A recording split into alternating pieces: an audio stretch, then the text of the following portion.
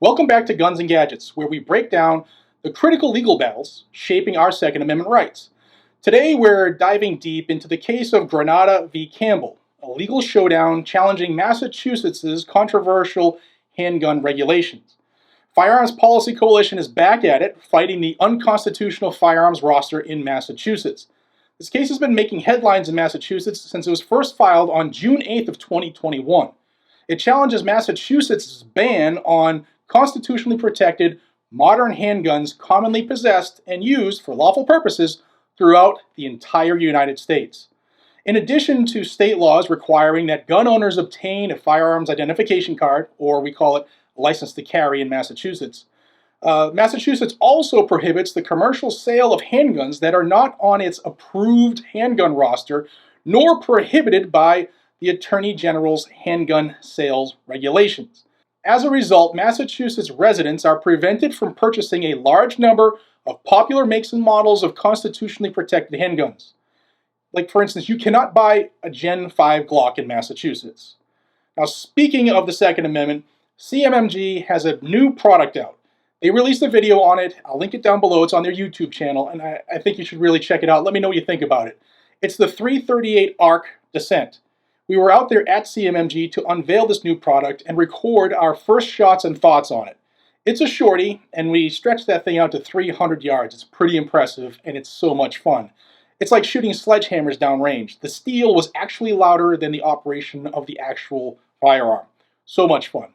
I'm going to pin a second video down below from CMMG's YouTube channel as well. It's not too late to get in on the 10-year anniversary giveaway for the Mark 47.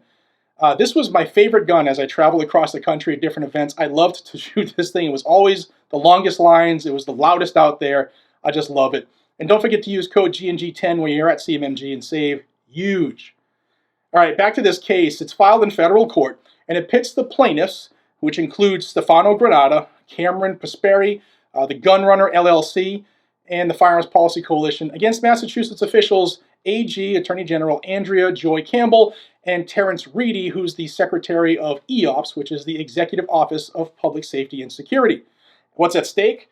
The future of firearm sales and Second Amendment rights in the Commonwealth of Massachusetts. Now, as I said, this case began in 2021, and it gained momentum after the Supreme Court's landmark decision in Bruin, which reshaped Second Amendment jurisprudence. Massachusetts law heavily restricts the sale of many handguns deemed unsafe. This so-called handgun ban includes stringent requirements like child-proofing mechanisms, very vague on those, a loaded chamber indicator, a tamper-resistant serial number, and a magazine disconnect. Just a few of those, just a few things. There's more. And even some of the most popular firearms like the Gen 4 or Gen 5 Glock 19 fail to meet these standards and are effectively banned from sale at FFLs in Massachusetts. The state basically claims that the newer generations of many firearms are not as safe as the older versions, even though manufacturers typically improve or enhance the product as the life cycle rolls on. Now, the plaintiffs argue that this ban violates their constitutional rights. They highlight three things. Number one, the Second Amendment's protection of common arms. The Supreme Court has repeatedly ruled that handguns, including semi-automatic pistols, are the quintessential self-defense weapon. Number two, Massachusetts' overreach.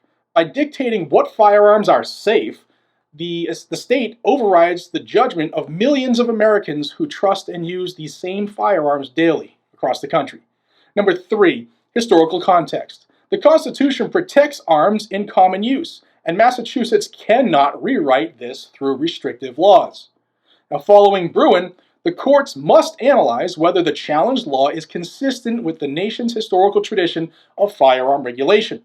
The plaintiffs argue that Massachusetts' restrictions have no historical precedent from the founding era. Regulations then focused on keeping arms safe for militia use, not banning widely used weapons. This case isn't just about Massachusetts, y'all. It's about whether state governments can impose subjective standards that override individual rights. If the plaintiffs win, it could pave the way for challenges to similar restrictions nationwide from California to New York. If the defendants succeed, the bad guys, it could embolden states to impose even stricter limitations on firearm ownership.